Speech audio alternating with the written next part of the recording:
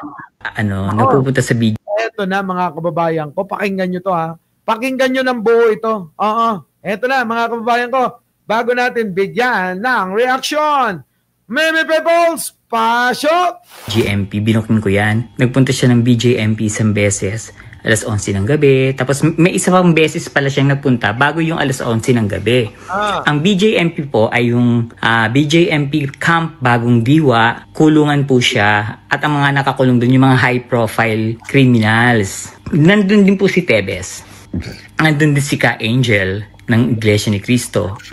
At Sarah, alam ko kung bakit ka dumadalaw doon. Nandun din yung kakilala mo, yung kuya-kuyahan mo na dati ng tao ng tatay mo, ibinigay sa'yo, inalagaan ka, naging BPSG mo. Alam lahat ang tungkol sa buhay mo since mayor ka pa. Tapos, yung taong yun, kaibigan ko. Kaya nung linabas ko na dumadalaw din ako sa BJMP, pinakita ko, di ba, yung ID ko, tapos yung tatak ko. Isang tao lang ang dinadalaw natin. So, anong dahilan na sa loob ng 3 taon, hindi mo dinalaw si RM, tapos ngayon dumadalaw ka? Alam ko naman kung bakit. At alam mo rin kung bakit ayoko sa'yo. Kasi alam ko yung katotohanan. Alam ko yung confidential fund. Alam ko yung pagiging attitude mo, pagiging maldita mo, at pagiging sinungaling mo. Alam ko lahat. Lahat. Kaya ayoko sa'yo. Hindi lang kasi alam ng mga tao yung totoong eksena mo. Pero yung kuya-kuyahan mo, na kaibigan ko, kinuwento niya sa akin lahat. Alam ko ang mga katarantaduhang ginagawa nyo. Kaya consistent ako na ayoko sa inyo. Pinagsisisihan ko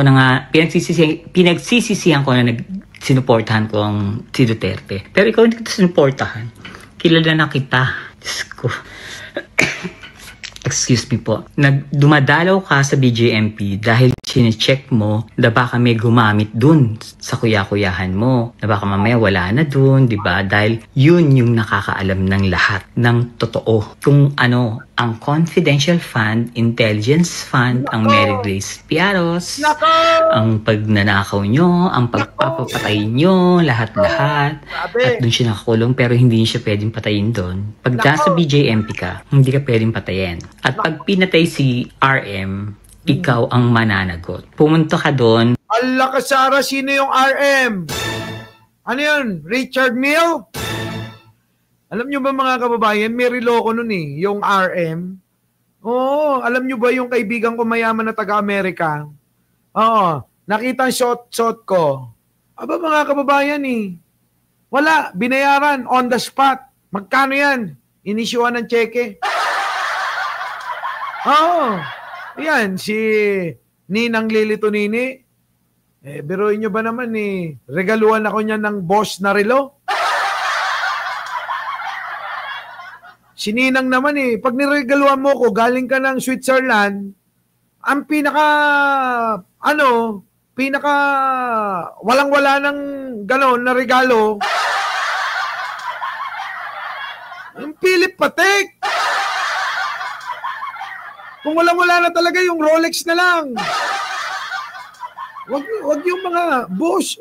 Ano ba yan? Sininang naman riregaluhan lang ako. Boss pa. Boss na nga ako Boss na nga ako. Riregaluhan mo pa ako ng boss. Di ba? Ano? Boss. Ganun. Ay, nako. Hindi. Ang mga relong gusto ko talaga, mga paborito ko para sa mga kaalaman ninyo. Ang unang gusto ko ay yung tag-viewer. Kasi, syempre, mga ano pa lang tayo nun. Okay na yung tag-viewer. Tapos, Omega. Uy, mahal din yung Omega. Binili ko yun, 380,000 noong.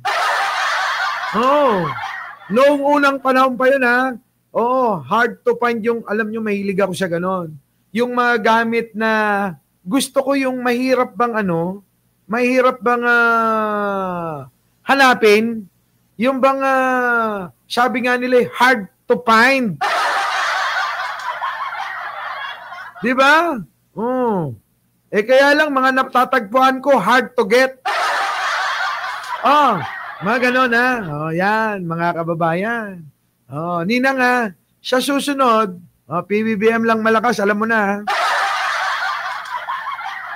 ha. Okay na sa akin yung mga ganon. Di ba? Ano ka? Alba, Citizen, ano?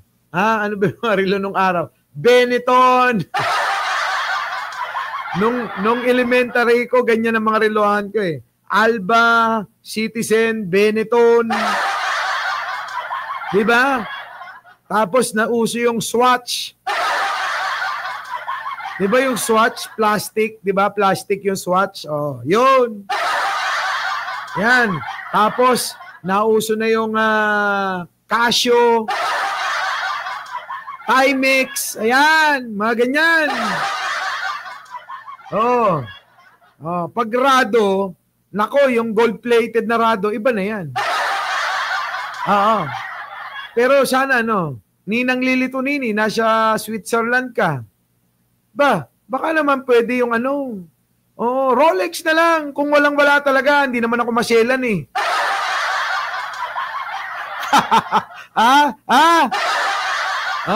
Balikan natin tong lihim ni Sarah. Grabe tong lihim ni Sarah na to. Malupit ha. Lihim ni Sarah, sino ang dinadalaw sa loob ng rehas na bakal? Ito po ang eksena niya ha. Pumunta siya doon. Kinausap niya yung warden. Ang sabi niya is, magpapa-project siya. Dahil daw mga PDL nga, nakakulong nga naman, inaantok na ako. Nakakulong na nga naman, ibigay daw yung mga pangalan ng mga anak at siya raw ang tutulong sa pagpapaaral. Sinabi niya yun, hindi sa harap ng lahat sinabi niya yun sa warden. So etong warden, pinatawag isa-isa yung mga nakakulong dun sa Annex 2, kung saan nakakulong yung kuya-kuyahan niyang yon na tumulong sa kanya ng eleksyon, na kaibigan ko. Kinuha niya yung mga pangalan ng mga anak. Tapos grabe ito ha. Jake Magnus, baka gusto mong gatasan. sa mga hindi pa nakasubscribe dito kay Jake Magnus, liliwanagin ko lang ha. Hindi po siya yung nambugbog daw kay Mima. Nililiwanag ko sa inyo. Silang pun dalawa ay, ano ba kayo ni Mima? Silang dalawa ni Mima ay, sino makakasagot? Hindi daw sila ng dalawa ni Mima. Hindi. Ano lang daw yun, mga kababayan, parang, pubo lang, pubo. Ano yun, pubo? Friends.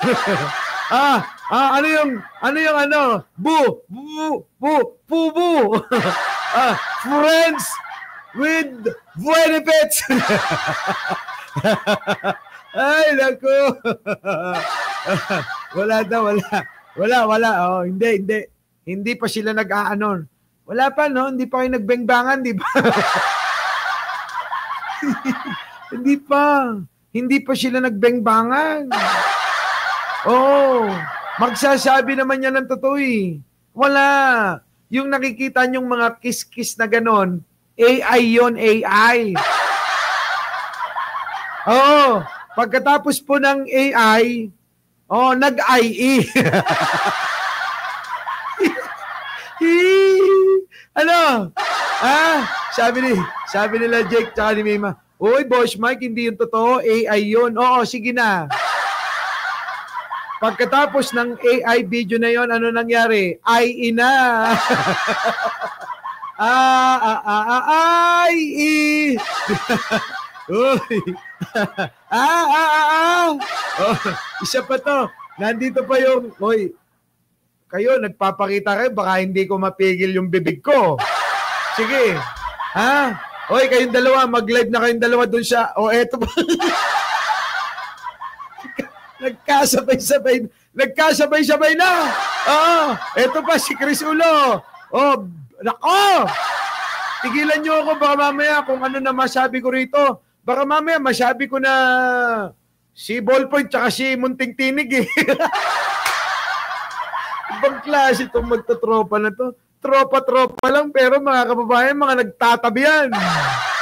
Oh, alam nyo ba? Oh, hindi nyo pa alam, no? Dito nyo lang malalaman. Si Ballpoint Man at si Munting Tinig, nako, sila na. Si Biyahe ni Koy at saka si Chris Ulo, malapit na. Ah, oo. Oo, kumakanta na si kumakanta na si sino to, si Ballpoint Man. Kaya ngayon, bakla na lang ang aking iibigin. Puta, nagulat kami. Si Ballpoint Man kumakanta na ng galon. Ano sabi? Kaya ngayon, bakla na lang ang aking iibigin. Puta, tama ako ng tama. Isang gabi lang niya nakasama. May pakanta ng galon, ano? Grabe.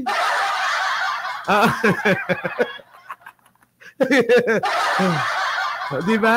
Wag na. Mamaya madulas ako kung nako. Wag niyong istorbo yung si Sangkay, pastor yon. At may masayang pamilya. Ay, nako. Ito na, makinig kayo, makinig. Hoy, mag-live na kayo, ha? Tigil na nga natin to, ha? Tigil na. Ito. Mahal ng asawa saan nakatira. Malakas ang pang-amoy nung kaibigan ko na kay Sarah yun.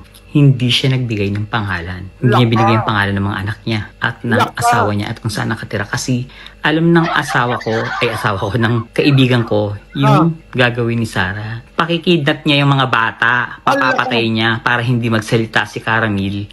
Ayan, sinabi ko na. Ala ka, Caramil! Ipapapatay niya para hindi daw magsalita. Grabe ka, Sarah. Totoo ba ito? Sabi ni Meme Pebbles, ipapapatay mo daw yung anak ng preso. Grabe. Caramil, si RM, na tungkol sa kanya. Chine-check niya lang kung nandun pa yung kaibigan ko. Ako, mga kababayan ko, bigyan natin to ng hiwalay na reaksyon. Oo. Kasi mga kababayan, gutom na ako. Oo, ha? Gutom na ho ako, mga kababayan. Mahaba po ito eh. Wala pa nga siya 1/4. Biruin ninyo kung bibigyan ko ng reaction to si Meme Pebbles. Nako, aabutin tayo bukas. Abangan nyo na po si Jake Magnus, si Biyahe ni Koy, at saka si Chris Ulo, sa Vengador. Opo. Doon na po, lipat na po tayo. Doon na po tayo, Siya Vengador, mga kababayan. Mukhang si Sarah may totodasin na naman. So paano, mga kababayan ko? Kita-kits tayo habang kumakain kami ni Jan Angeles. Manonood kami sa Vengador at babatiin namin kayo. So mga kababayan, supportahan po natin ang Vengador. Yan po ay isa pong channel na para po sa ating mga kababayang nangangailangan. Ano po? So paano? Kita-kita tayo. Maraming salamat po.